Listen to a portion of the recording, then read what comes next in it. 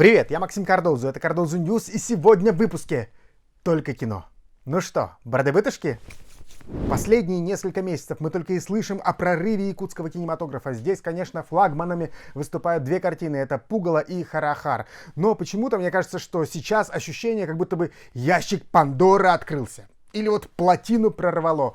Так много, наверное, о якутском кинематографе, о Сахавуде, о Сахаболивуде, в общем, о нашей республике не говорили даже в конце 2020 года, когда и случились вот эти вот две ключевые главные победы на кинотавре «Пугало» Дмитрия Давыдова и «Харахар» Степана Бурнашова в Выборге на фестивале «Окно в Европу». И вот внимание СМИ, общественности, какая-то слава и резонанс их нагнали сейчас, в первые месяцы года, потому что две картины вышли в общий российский прокат, и это действительно достижение. Но не будем о старых новостях, друзья. Итак, свеженькая информация, которая появилась буквально только что на этой неделе. Так вот, опять же, два этих фильма «Пугало» и «Харахар» выйдут на главных онлайн-стриминговых платформах нашей страны. Это ОККО, Премьер, Винкс и Кинопоиск. И это действительно очень круто, потому что их сможет увидеть огромное количество людей. Вообще понятно, что стримингу и онлайн-платформам сейчас уделяется огромное внимание, а не то, что 2 года назад. Потому что 2020 год показал, год пандемии, когда кинотеатры не работали, что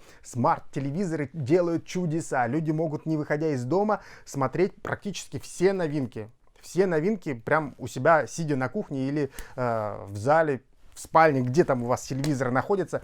В общем, все пришло к вам домой. Вот это я понимаю. И сейчас между кинотеатрами, классическими и стримингом тоже началась настоящая борьба за премьеры, потому что, например, HBO и Warner Brothers, мы так, отступление такое, да, они уже объявили, что в этом году, в 2021, все главные блокбастеры у них выйдут сразу же одновременно и в кинотеатре, и на онлайн-платформе HBO. Так они сделали с «Чудо-женщиной», и там у них огромное количество еще релизов, супер, причем блокбастеров, которые сразу можно будет посмотреть дома по телевизору, не выходя. Ну, то есть не тратя время на поход в кинотеатр. Это будет и Кинг-Конг там с Годзиллой, это и Бэтмен, это и Лига Справедливости вот Зака Снайдера перемонтированная. В общем, там куча всего самого интересного, что можно было раньше только смотреть на большом экране в кинотеатре, а сейчас можно по телевизору. Это было лирическое отступление. Давайте вернемся к нашим пирогам. Так что дают эти онлайн-платформы, лучшие в стране, нашим якутским кинопроизводителям? Деньги. В этих платформах люди обычно платят деньги для того, чтобы посмотреть тот или иной фильм, но даже если он бесплатно, то производителям уже заплатил сам стриминг, и это очень хорошо. И вот наши якутские киноделы, они выходят на российский, на другой рынок, вот не только кинотеатральный, но еще и онлайн. Это вообще классно. Здесь нужно сказать, что это, конечно, не ноу-хау. Например, на ОККО можно посмотреть целую подборку якутских фильмов бесплатно, по подписке. Ну а картина Косты Самарсана «Мой убийца», она уже давно даже на Netflix была. Короче, мысль такая, что российские главные стриминговые онлайн-платформы теперь хотят якутское кино, и это еще один прорыв. Картина «Пугало» не дает нам расслабиться, и на этой неделе появилась информация, что в первый же уикенд фильм заработал больше 6,5 миллионов рублей, типа сразу же себя окупил, у него бюджет 1,5 миллиона всего лишь. Но давайте здесь, друзья, не забывать, потому что есть же прокатчик, есть продюсеры, есть кинотеатры. Кинотеатры забирают половину выручки всей, потом как продюсер и дистрибьютор делят дальше эти деньги, тоже непонятно, что останется у режиссера и продюсеров якутских. Это покажет только время, и прокат еще не закончен. Вообще, к этой ленте сейчас приковано очень большое внимание всех киноделов и всех российских дистрибьюторов, потому что все смотрят, пойдет ли вообще российский зритель на якутское кино, такое вот на якутском языке, почти артхаусное.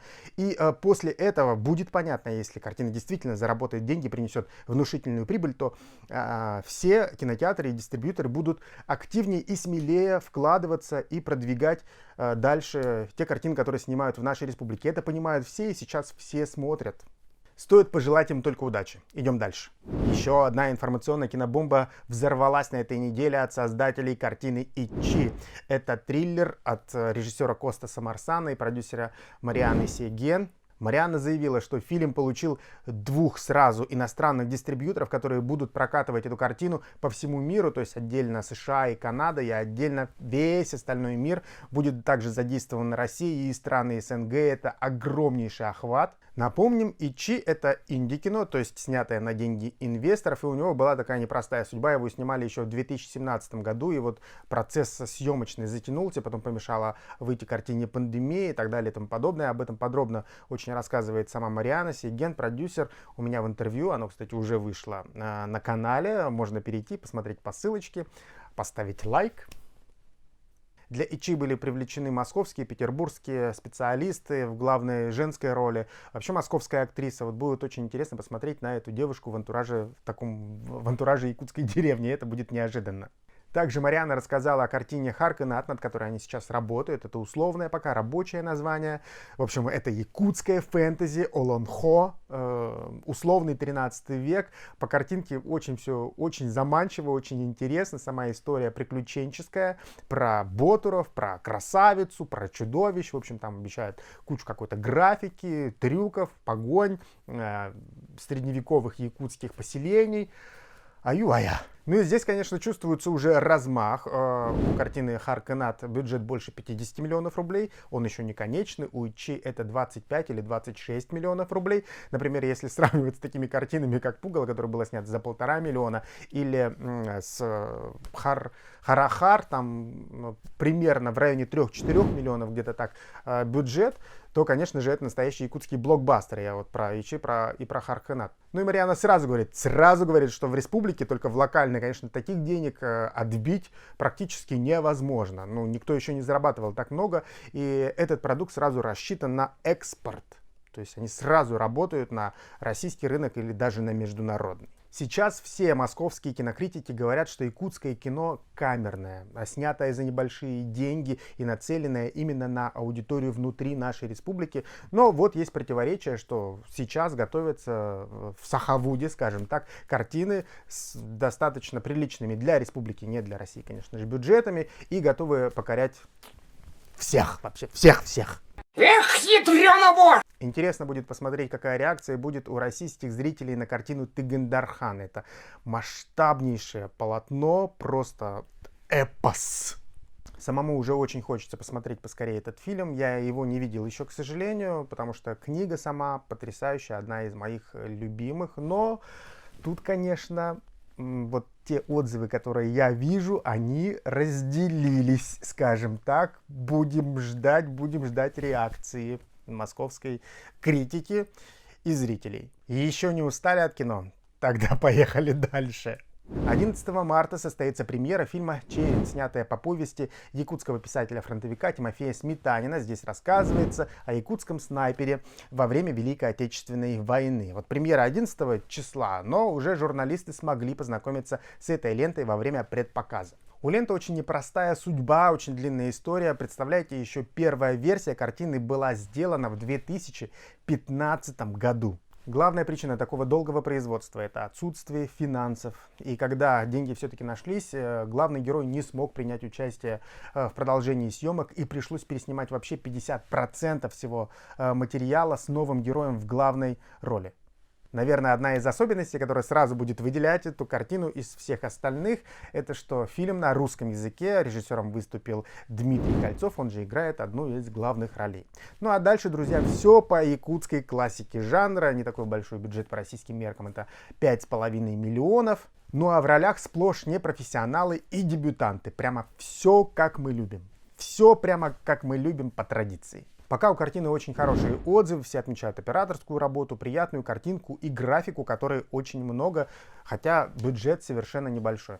Но пока непонятно, пойдет ли зритель. Все-таки наш якутский зритель привык к картинам на якутском языке, а здесь на русском. В общем, надо посмотреть. Логично было бы выпустить этот фильм как можно ближе к 9 мая. Вот тогда шансов на то, что на эту картину пойдут толпами, было бы много, хотя якутский герой тоже интересно. Якутский снайпер во время Великой Отечественной войны. Замечательно, поразительно, гениально. Приготовьтесь, сейчас будет много слова «кино» и «Якутия». Так вот, журнал «Искусство кино» собирается приехать в Якутию для того, чтобы снять документальное кино про якутский кинематограф, про новую волну якутского кинематографа. И будут, конечно же, здесь в главных ролях главные кинотворцы нашей республики. Ты что, с ума сошел? Искусство кино под руководством главнейшего кинокритика в нашей стране Антона Долина давно присматривается к Сахавуду, очень много про него пишет, прекрасно встречает наши картины. И вот последний выпуск журнала «Искусство кино» тоже посвятила нашему республиканскому кинематографу. Там очень много всего интересного написано. И сейчас они собираются приехать в Якутию. Журнала им было недостаточно и хотят посетить какие-то съемочные площадки нынешние. Вот и поговорить с людьми. Посмотреть трансформацию якутского кинематографа за последние 20 лет. «Искусство кино» — это очень авторитетное издание, и, конечно, внимание его — это всегда большой плюс. Для тех режиссеров, которые только начинают или хотят для того, чтобы их фильмы продвинулись. Например, можно пригласить Долина к себе на съемочную площадку, и тогда о твоей картине уже узнает намного больше людей, чем внутри республики. Вообще стопроцентный успешный успех. Якутия-24 тоже не отстает от тенденций, от моды. И вот мы недавно сделали большой репортаж, тоже посвященный новой волне якутского кино «Взгляд из Москвы». Так получается. И поговорили с главными кинокритиками России, со съемочными группами главных кинохитов, сделанных в Сахавуде, скажем так. Ну и со зрителями, как они вообще воспринимают. И, наверное, лейтмотивом всего этого стало, как российский зритель смотрит кино на якутском языке. Вообще, мешает это ему или нет? Как к этому и можно ли привыкнуть и продвигать такой продукт? Все это обязательно скоро появится в интернете, так что смотрите, я обязательно сообщу. Ну а последняя новость будет про Яла Федорова. Не устаю про него говорить, потому что парень просто жжет. И с командой своей создает такие чудеса, то есть из вселенной Марвел, из комиксов и так далее и тому подобное. И вот они закончили практически звездолет из сериала «Мандалорец». Это вот из киновселенной «Звездных войн» поместили этот корабль на сопке любви в парке Юрдел и собираются что делать? Снимать ролики. Корабль действительно получился замечательный и кинематографичный. И вот ребята решили, а что только ролики-то? Давайте вообще сериал, может, снимем. И сделаем альтернативную версию концовки того же сериала «Мандалорец». Вообще легко, на изи. Вполне вероятно, что скоро в Якутии начнут не только фэнтези снимать, но и космические саги. Почему нет? На этом у меня все. Киновыпуск Cardozo News завершен.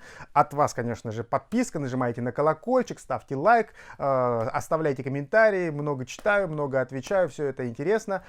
И все это помогает продвижению канала. До новых встреч. Пока.